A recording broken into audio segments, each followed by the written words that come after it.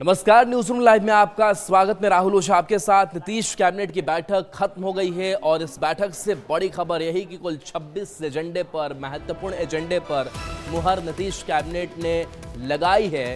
तो बड़ी खबर इस वक्त की नीतीश कैबिनेट की बैठक को लेकर। नीतीश कैबिनेट की बैठक खत्म हो गई है, 26 एजेंडे पर मुहर लगी है। इसके साथ बता दें कि उद्योग विभाग के 9 एजेंडे पर भी मुहर लगी है। तो नीतीश कैबिनेट की बैठक खत्म और इस बैठक में 26 महत्वपूर्ण एजेंडे जिनके ऊपर नीतीश कैबिनेट ने मुहर लगा दी है। संजय हमारे साथ न्यूज 18 संवाददाता फोन लाइन पर जुड़े हुए हैं। संजय, ये 26 एजेंडे पर मुहर, क्या प्रमुख बिंदु? देखिए राहुल, सबसे बड़ी बात है कि 26 एजेंडे पर जो मुहर लगी है उसमें अकेले उद्योग विभाग की अगर बात कर लें तो उद्योग विभाग से रिलेटेड 9 एजेंडे हैं। और सबसे बड़ा एजेंडा है जिसको अभी से थोड़ी देर पहले मुख्यमंत्री नीतीश कुमार ने ट्वीट भी किया अपने सोशल मीडिया एक्स पोस्ट पे, बिहार औद्योगिक निवेश प्रोत्साहन पैकेज 2025। इसको अब सरकार ने लागू करने का फैसला लिया है, BIIPP। इसके तहत विकल्प के अनुसार ब्याज अनुदान अथवा अनुमोदित परियोजना लागत का 300% तक शुद्ध SGST प्रतिपूर्ति अथवा अनुमोदित परियोजना का 20% से 30% तक पूंजीगत सब्सिडी का प्रावधान किया गया है। और निश्चित तौर पर यह बहुत बड़ी सौगात है बिहार के उद्योग जगत के लोगों से जो जुड़े हुए हैं। अन्य लागू प्रोत्साहनों में रियायती दर पर भूमि एवं प्रोत्साहन लाभ जो है वो दे होंगे। और अभी से थोड़ी देर के बाद इस बारे में विस्तृत जानकारी बिहार के मुख्य सचिव अमृत लाल मीणा के स्तर पर प्रेस कॉन्फ्रेंस के माध्यम से दी जाएगी। एक बड़ी सौगात कह सकते हैं इसको, जो फैसला लिया गया है नीतीश सरकार द्वारा। इसके अलावा बिहार राज्य जल विद्युत निगम के अंतर्गत 12 निर्माणाधीन परियोजनाओं में से 9 परियोजनाओं तेजपुरा, डेहरा, सिपाहा, बलिदास, परमाहा, मथौली, राजापुर, अमेठी एवं एरियो स्कोप के लिए पुनरीक्षित प्राकलित राशि 166 करोड़ 81 लाख रुपए की स्वीकृति एवं शेष 3 परियोजनाओं को बंद करने की स्वीकृति को आज अपनी मुहर लगाई है कैबिनेट ने। इसके अलावा कई और जो महत्वपूर्ण योजनाएं हैं, भवन निर्माण विभाग से समस्तीपुर में अनुमंडलीय व्यवहार न्यायालय रोसड़ा में 15 कोर्ट भवन, एमनिटी भवन, हाजत भवन के निर्माण के लिए 39 करोड़ 50 लाख 31 हजार रुपए की स्वीकृति दी गई है। इसके अलावा बांका के कटोरिया में भी जो कुल प्रस्तावित रकबा है 51.1 एकड़ गैर मजरूआ मालिक की संपत्ति भूमि सिपाही प्रशिक्षण विद्यालय खोलने का फैसला लिया गया है। और इसके लिए आज कैबिनेट ने अपनी स्वीकृति जो है वो दी है। महानिबंधक उच्च न्यायालय पटना के रेफरेंस के आलोक में परीक्षमान असैनिक न्यायाधीश शेखपुरा के अशोभनीय व्यवहार के कारण उनको न्यायिक पदाधिकारी के रूप में उनकी सेवा की निरंतरता नहीं बनाए रखने का सरकार ने फैसला लिया है और उनको सेवा से मुक्त कर दिया है। उनका नाम श्री आनंद अभिषेक है। तो कई महत्वपूर्ण जो एजेंडा है उस पर कैबिनेट ने आज अपनी मुहर लगाई है। राहुल जी, चलिए, बहुत बहुत शुक्रिया संजय इस अपडेट के लिए आपका। तो देखिए, औद्योगिक निवेश को लेकर के, बढ़ावा देने को लेकर के लगातार जो सरकार है वो पहल करती हुई दिखाई दे रही है। और हमने बताया भी कि नीतीश कैबिनेट की इस बैठक में 9 एजेंडे पर खास करके जो उद्योग विभाग है उससे जुड़े हुए प्रस्तावों पर मुहर लगी। और औद्योगिक निवेश प्रोत्साहन पैकेज भी लागू सरकार कर रही है। उद्योगों को प्रोत्साहित करने के लिए ये पहल की गई है। बियाडा एमनेस्टी पॉलिसी 2025 लागू होगी। 40 करोड़ रुपए तक की ब्याज सब्सिडी मिल सकेगी। इस GST की प्रतिपूर्ति 14 वर्षों के लिए की जाएगी। इसके साथ 30% तक पूंजीगत सब्सिडी दी जाएगी। निर्यात प्रोत्साहन की सीमा 14 वर्ष की अवधि के लिए होगी। 40 लाख रुपए ये प्रति वर्ष रखी गई है। तो बड़ी खबर है उद्योग विभाग से जुड़ी हुई, और बड़ी खबर कि कैसे जो निवेशक है वो आसानी से निवेश कर पाए, बिहार में उद्योग धंधा लग पाए, लोगों को रोजगार नौकरी मिल पाए। इसके लिए लगातार अपनी जो कोशिश है, कवायद है वो करती हुई दिखाई दे रही है कि एक जो फ्लेक्सिबल सपोर्ट है वो अब निवेशकों को मिल सके। तो इसकी अब पूरी कोशिश जो है वो सरकार करती हुई दिखाई दे रही है। तो देखिए, 40 करोड़ रुपए तक की ब्याज सब्सिडी दी जाएगी। इसके साथ साथ नई इकाइयों को स्वीकृत परियोजना लागत का 300% तक शुद्ध इस GST की प्रतिपूर्ति 14 वर्षों के लिए दी जाएगी। 30% तक पूंजीगत सब्सिडी दी जाएगी। निर्यात प्रोत्साहन की सीमा 14 वर्ष की अवधि के लिए 40 लाख रुपए प्रति वर्ष होगी। आनंद हमारे साथ न्यूज 18 संवाददाता जुड़ गए हैं। आनंद, जिस तरीके से आज उद्योगों को लेकर के लगातार सरकार काम कर रही है और कैसे जो निवेशक है वो बिहार में अट्रैक्ट हो, उनको एक ज़मीन अच्छी मिले और वहां पर वो काम कर सके, रोजगार दे सके, इसको लेकर के और क्या क्या बड़ी जो कवायदे हैं इस सरकार की पहल में हुई है? देखिए राहुल, आपसे कुछ दिन पहले कैबिनेट की महत्वपूर्ण बैठक हुई और उस बैठक में उद्योग को लेकर बड़े फैसले किए गए और जाहिर सी बात है चुनावी साल में इसके पहले कुछ दिन पहले ही आपको याद होगा कि जब नीतीश कुमार ने घोषणा किया था कि बिहार में निवेश को बढ़ाने के लिए, औद्योगिक प्रोत्साहन, उद्योग को बढ़ावा देने के लिए, निवेशकों को लुभाने के लिए सरकार बड़े कदम उठाने की तैयारी करी और आज फाइनली उस पर कैबिनेट की मुहर लग गई है और जिसका नाम दिया गया बिहार औद्योगिक निवेश प्रोत्साहन पैकेज 2025। सबसे महत्वपूर्ण बात है कि इसमें कई सारी रियायत दी गई। किसी भी राज्य में इंडस्ट्री लगाने के लिए, उद्योगपतियों को लुभाने के लिए या फिर निवेश का माहौल बनाने के लिए कई सारी बातें होती हैं, जिसको लेकर बिहार सरकार काफ़ी सालों से काम कर रही थी और यहाँ जो नया औद्योगिक निवेश पॉलिसी है उस पर जब मुहर लगी उसके बाद जो तस्वीरें सामने निकल कर आ रही, जिसकी जानकारी कुछ देर पहले आपने भी दर्शकों को दिया, लेकिन जब ब्याज सब्सिडी जो 40 करोड़ रुपए तक ब्याज सब्सिडी अगर कोई राज्य देती है निवेशकों को, तो इससे निवेशकों का भी उत्साह बढ़ता है। बिहार एक लैंडलॉक स्टेट माना जाता है, बिहार में बड़े पैमाने पर निवेशक नहीं आते हैं, बिहार में बहुत बड़ा उद्योग नहीं लग पाता है, लेकिन सरकार की कोशिश है कि इस नए पॉलिसी के बाद बिहार में निवेशकों का रुझान बढ़ेगा और बिहार में भी निवेशक के यहाँ पर पहुँचेंगे। सरकार ने इसके पहले कई सारे कदम उठा लिए हैं। बिहार में ज़मीन को लेकर जो विवाद होता था, कभी जब भी कोई बड़े निवेशक बिहार आते थे तो उनके सामने सबसे बड़ी समस्या होती थी कि ज़मीन उन्हें उद्योग लगाने के लिए नहीं मिलता था, लेकिन सरकार की कोशिश है कि न सिर्फ लैंड बैंक बनाया जाए, इसके लिए हाल के दिनों में ही बड़े पैमाने पर ज़मीन अधिग्रहण किया गया है ताकि जो निवेशक यहाँ पर आ सके उन्हें वो ज़मीन मुहैया करा सके। तो अगर किसी राज्य में बिजली की समस्या होती है, प्रोत्साहन नीति की आवश्यकता होती है, ज़मीन की आवश्यकता होती है, लॉ एंड ऑर्डर की आवश्यकता होती है, इसके अलावा एक माहौल बनाने की कोशिश होती है, उस तमाम माहौल को सरकार बनाने की पूरी कोशिश करी और सरकार की कोशिश है कि चुनावी साल में निवेशक बिहार में आए और बिहार में बड़े पैमाने पर निवेश करें।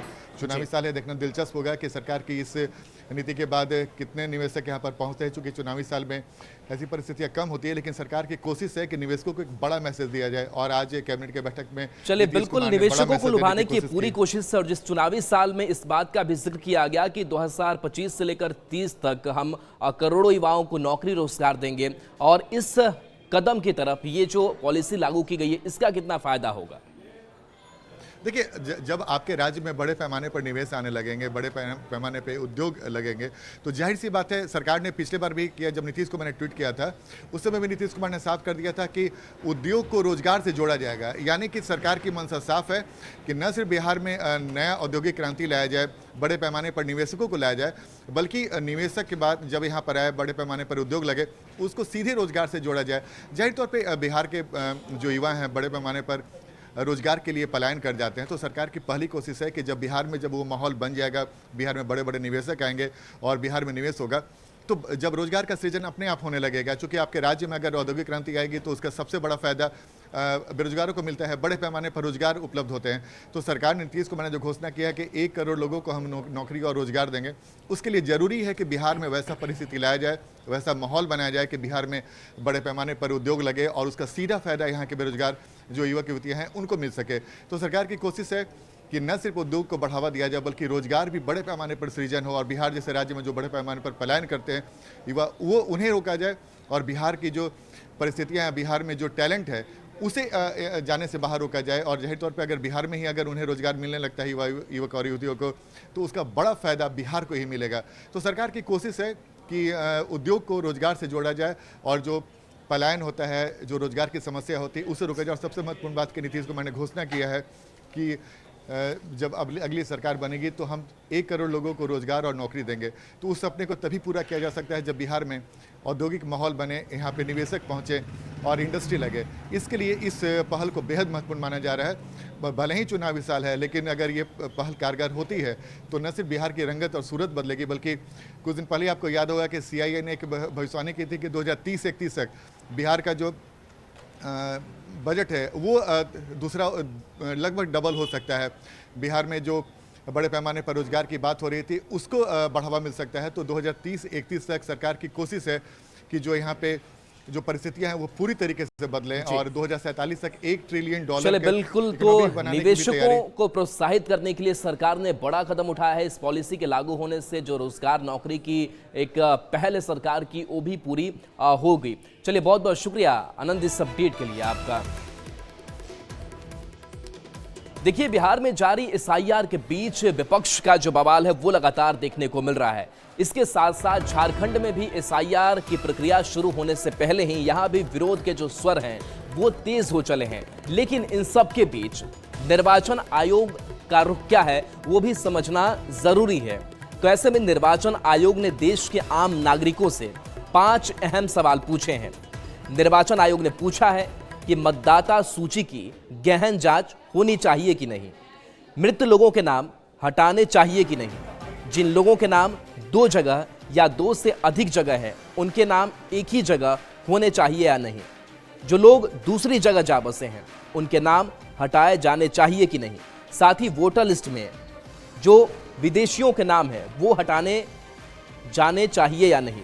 निर्वाचन आयोग ने कहा है कि अगर आपका उत्तर हाँ में है तो फिर आयोग को वोटर लिस्ट ठीक करने में अपना सहयोग दीजिए।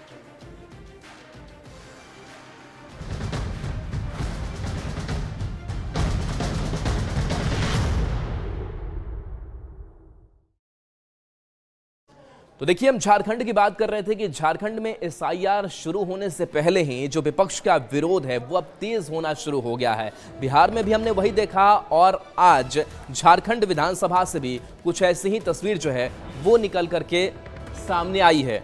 तो देखिए, झारखंड विधानसभा के बाहर आज एसआईआर के मुद्दे पर सत्ता पक्ष के विधायकों ने जोरदार हंगामा किया। मंत्री सुदिव्य कुमार सोनू के नेतृत्व में सत्ता पक्ष के विधायकों ने एसआईआर के खिलाफ जमकर नारेबाजी की।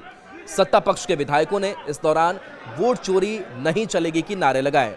विधानसभा के अंदर भी इस मुद्दे को कांग्रेस विधायक दल के नेता प्रदीप यादव ने उठाया। प्रदीप यादव ने आरोप लगाया कि केंद्र सरकार वोट चोरी कर सत्ता में बने रहना चाहती है। कांग्रेस के नेतृत्व में विपक्ष इसके खिलाफ जोरदार आंदोलन करेगा।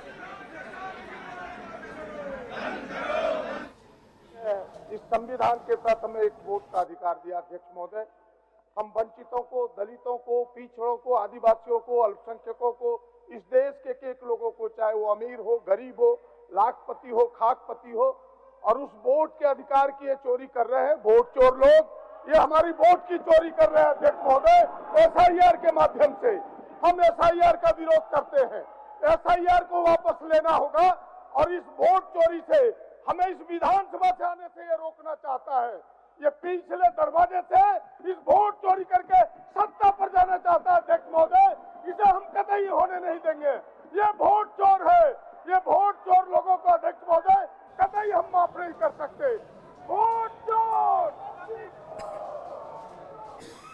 और इस बीच पटना से बड़ी खबर है, जहां सीएम नीतीश से धर्मेंद्र प्रधान मिले हैं। धर्मेंद्र प्रधान केंद्रीय शिक्षा मंत्री हैं। विधानसभा का चुनाव है और इस चुनाव के मद्देनजर भी यह मुलाकात बेहद ही अहम मानी जा रही है। जब मुलाकात हो रही थी उस वक्त सम्राट चौधरी की भी मौजूदगी थी। इसके साथ साथ संजय मयूख भी साथ रहे।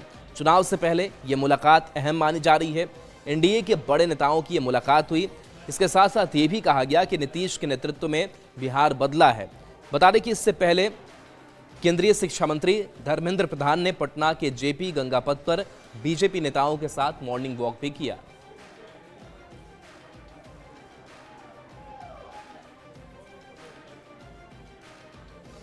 केंद्रीय शिक्षा मंत्री धर्मेंद्र प्रधान बिहार दौरा पर आए हुए हैं।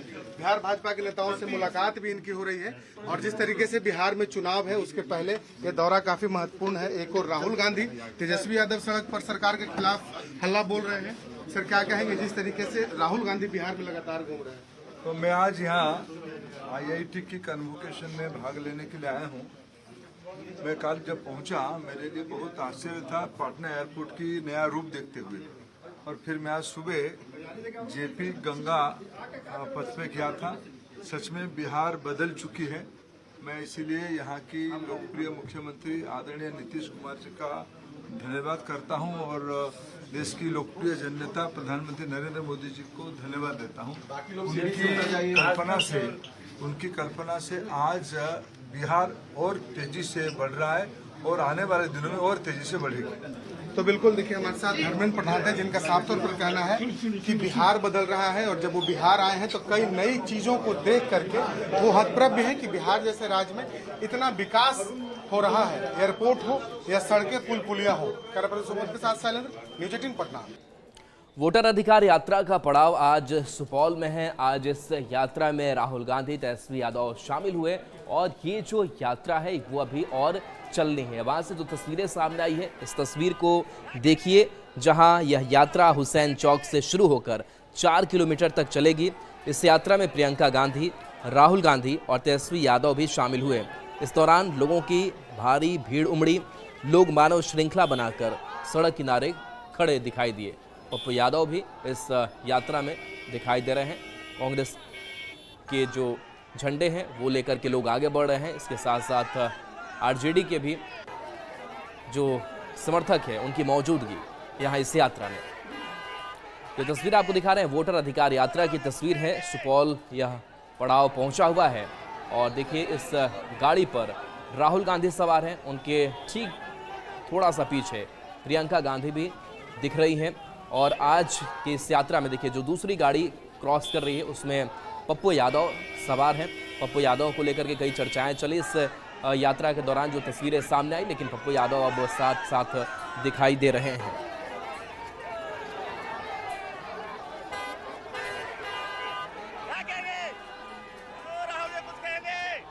और देखिए पटना साहिब को सीएम नीतीश ने बड़ी सौगात दी है। तो देखिए कैसे इंफ्रास्ट्रक्चर और ज्यादा डेवलप हो, इसकी पूरी कोशिश सरकार की तरफ से की जा रही है। सीएम नीतीश कुमार ने 158.40 करोड़ की लागत से भद्रघाट से दीदारगंज तक, इसकी लंबाई करीब 7.80 किलोमीटर होगी, पथ के 4 लेन चौड़ीकरण निर्माण कार्य का शिलान्यास किया है। 61.95 करोड़ की लागत से गायघाट में जेपी गंगा पथ से सटे नदी की ओर डाउन रैंप का निर्माण कार्य का शुभारंभ किया गया है। भद्रघाट पर आयोजित कार्यक्रम में सीएम नीतीश कुमार के साथ नंदकिशोर यादव, उप मुख्यमंत्री सम्राट चौधरी, नितिन नवीन, जीवेश मिश्रा सहित कई नेता मौजूद रहे। तो देखिए 4 लेन चौड़ीकरण निर्माण का शिलान्यास मुख्यमंत्री नीतीश कुमार ने किया है।